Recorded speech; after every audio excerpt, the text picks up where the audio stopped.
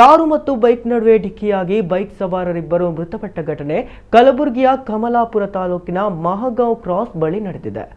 ಸಿರಗಾಪುರ ಗ್ರಾಮದ 19 ವರ್ಷದ ಆಕಾಶ್ ಚಂದ್ರಕಾಂತ ಧನವಂತ, ಬೂಸಣಗಿ ಗ್ರಾಮದ 28 ವರ್ಷದ ಸುಶೀಲ್ ಮಲ್ಲಿಕಾರ್ಜುನ ಮೃತ ಯುವಕರು. ಆಕಾಶ ಹಾಗೂ ಸುಶೀಲ್ ಇಬ್ಬರು ಸಿರಗಾಪುರದಿಂದ ಮಹಗಾಂವ್ ಕ್ರಾಸ್ಗೆ ತೆರಳುತ್ತಿದ್ದರು. ಹೈದರಾಬಾದ್ನಿಂದ ಕಲಬುರಗಿಗೆ ಕಾರು ತೆರಳುತ್ತಿತ್ತು. ಎರಡರ ನಡುವೆ ಮುಖಾಮುಖಿ ಡಿಕ್ಕಿಯಾಗಿದೆ.